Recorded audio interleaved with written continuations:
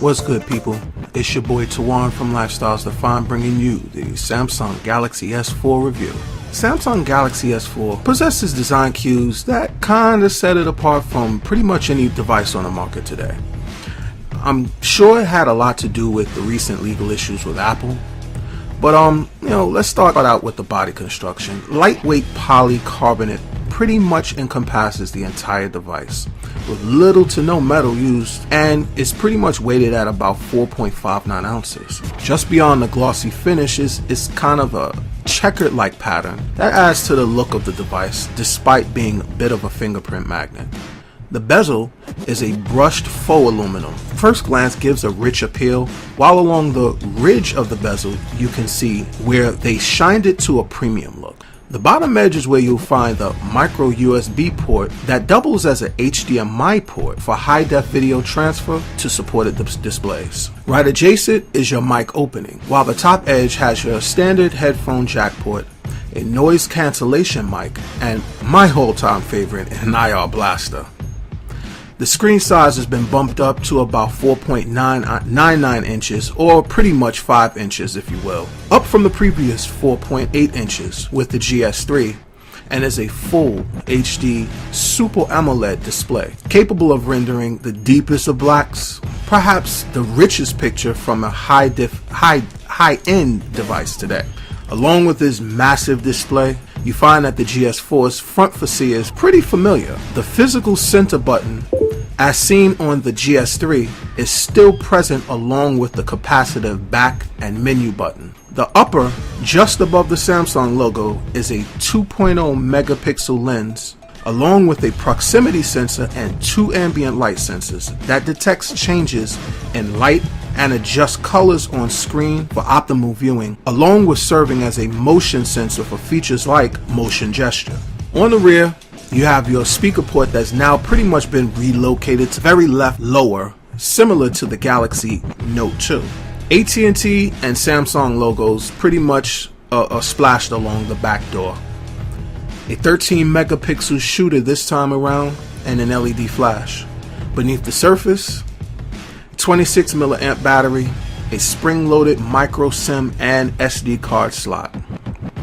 Spec-wise, the GS4 comes loaded with specs here, far, and near, and a US carrier device that supports AT&T's 4G LTE network, a 1.9 gigahertz processor, again that 4.99 inch or 5 inch full HD Super AMOLED display that renders 1920 by 1080 pixels, and a 441 PPI. That's a lot for a display on a device nowadays. That top-mounted IR blaster, 13 megapixel rear-facing camera, 2 megapixel front-facing camera, full HD 1080p playback and recording, Samsung's Watch On app for use with the mentioned IR blaster, NFC, Bluetooth 4.0, and is running Android's Jelly Bean 4.2.2. Samsung's packed much more features into the Galaxy S4 than any other device manufactured on the market today. So many that you might not have a chance to get to them all, or even really remember that they exist. Things like, accelerometer, the air gesture, air view. They actually stuck a barometer into this device, geomagnetic sensors, gyro sensors, proximity sensors, red, green, and blue light sensors. The Samsung pretty much did traditional UI, smart gestures, smart pause, smart scroll and unlock. They threw a temperature and humidity sensor into it, which I'm actually interested in how it works. TouchWiz and widgets also come featured as well. The user interface experience, it's pretty decent with this device, but pretty much across the board if you've ever had a GS device. The lock screen holds many of the same interactive features as seen before as well, but this time around with JB 4.2.2, customizing the lock screen has now pretty much become that option. Adding apps and widgets is just available, but not without losing other options like encryption and device locking. Hovering your finger above the screen shows you a reactive cursor that follows your finger as well. And there's that TouchWiz, oh ye TouchWiz. Not too many people first choice in a user interface, but certainly not the worst. In recent past and currently, I think that this particular UI, it's gone its course. I wouldn't mind seeing something new from them, but hey, they ran with it, so I'll run with it for now as well. Not much has changed as far as the GS3 and the GS4, except perhaps the addition of some useful Samsung widgets like Walking Mate. Now, this is really a good health and fitness app. I have to give kudos to Samsung for this particular app. It kind of mimics some of the features of the Nike app and fuel band thing that they have going on, but I really happen to like this app for its usefulness. The health conscious people in the growing community of such is getting big out there. The drop down curtain, it reveals slightly more than before. A clock widget at the top, along with a settings cog and multifunctional toggle buttons that are now customizable. In this area, you'll find on and off buttons for features like multi-windows, which I'll actually get into in a moment, screen mirroring, a Samsung All-Share feature that works with other Samsung devices, NFC, Air View, again, Air Gestures, Smart Scroll, Smart Stay, that's just to name a few. The multi-window function is actually pretty good. That was introduced on the Galaxy Note 2, and prior to actually having a 4.2.2 device delivered by Samsung, I really didn't know what that was about. But what it does is it allows for users to view separate apps at the same time, which really isn't bad for those heavy social networkers and email message senders, things like that. Features like Air Gestures can be pretty useful despite their almost gimmicky like overtone. I guess if you're trying to cook up a Google found recipe and you don't want raw chicken juice on your device, this should work for you. While viewing a video, Smart Stay feature it'll pause your device if you look away from it, and then once you look back it'll resume, while the Smart Scroll allows to either tilt your head or the device up or down to navigate up or down on a page. That only works with, unfortunately, the Internet Explorer that comes by default with the device, so don't try it with Chrome. The sound and music on this device, you're gonna kind of get me there. The Galaxy S4 does show worth in the sound department with minimal drawbacks, to say the least. It's no HTC One, but the GS4's rear speaker is a step up from the GS3 predecessor. Call quality was reported to be clear with little to no distortion, and the in-ear headphones that come packaged with the GS4 offered pretty much a crystal clear sound. Without being biased, the music app will work for those who are simply into playing music but not experiencing the music. If you can get past the loud music warning and the safeguards that seem to go with it, here to there, it should work for you, and then some. Compared now to Zune or Xbox Music, it kind of becomes a bit like talking Hondas to Ferrari. Now the camera, hey, like I said, features are top features, and they seem to carry over into the GS4. Many consider the camera screen to be kind of cluttered, but I beg to differ. To the right of the screen are your video photo toggle and shutter buttons, while right below is a mode button it's pretty decent, offers a lot of vast shooting experiences. Automatic is pretty much set right out of the box, so if you just trying to shoot a picture, pull out, start blasting, and you should pretty much get decent pictures. Now, there's this beauty face mode that detects and enhances facial photos in real time. It was not bad. In the best photo mode, the device shoots about 8 pictures at a time for you to pick and decide which one you like. Best face allows you to select the best picture of each person from 5 consecutive shots and then merges them into one picture. Now I think that's pretty damn cool.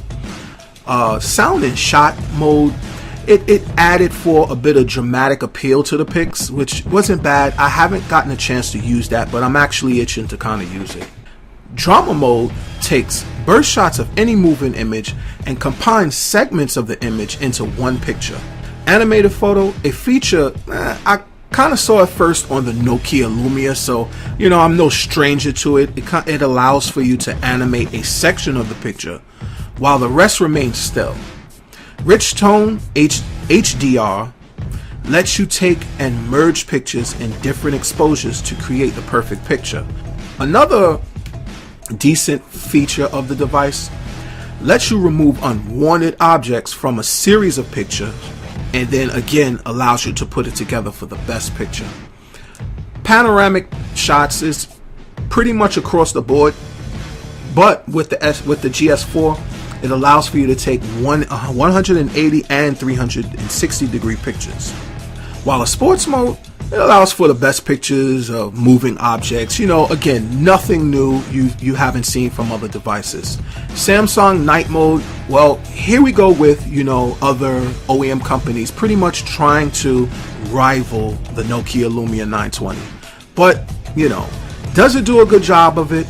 It does for what it's worth, but I mean, you're talking again apples and oranges by comparison to the Lumia. But hey, it worked for me, it should work for you. The drop down arrows along the bottom of the camera hub actually allows for a pre-picture customization, allowing you to take grayscale, sepia, vintage, those types of pictures, but without actually having to edit the picture after you've taken it. Right besides the drop down arrow is your preview button, takes you into the photo gallery. Along the top portion of the cam's display is your front and rear cam switch buttons, the cog settings, it has the additional toggles, and a new picture in a picture, if I'm saying that right, mode. And now pressing the button on, the picture in a picture allows for you to take a rear facing picture of something or someone while all at the same time taking a picture of yourself utilizing the front facing camera. As I said, loads of features come with this device. Now I give you the drawbacks. The GS4 unfortunately is lackluster in comparison to devices like the HTC One and the iPhone 5. From a design standpoint, that is. Polycarbonate or plastic. Hey, to the less knowing, plastic is plastic, polycarbonate is polycarbonate, and pretty much look the same. That's just how you're going to slice it.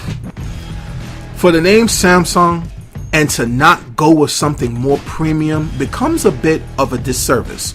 I mean, at least to what they've tried to establish as an OEM and all-around company. While the GS4 will get thumbs up from those that have become fanboys and, pretty much those who are just looking to ditch that redundant iPhone, competing against a device like the HTC One with a solid build would pretty much become a greater task.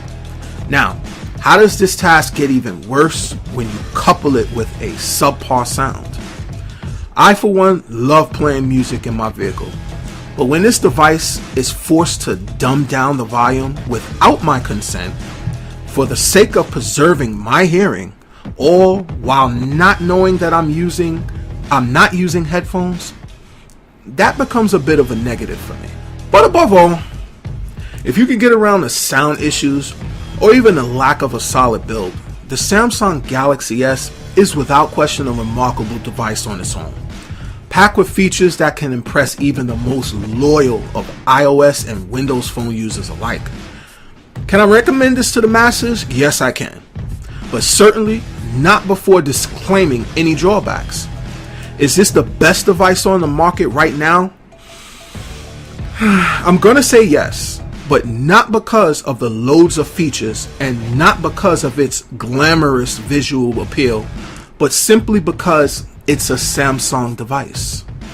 Just like the iPhone yesterday, Samsung devices have become consumers' today device. And consumers don't often go with the better device, but they will go with the winning device. That's a wrap for now. So subscribe to our channel. If you like what you've seen, give us a thumbs up. Comment, let us know what you think and what you'd like to see.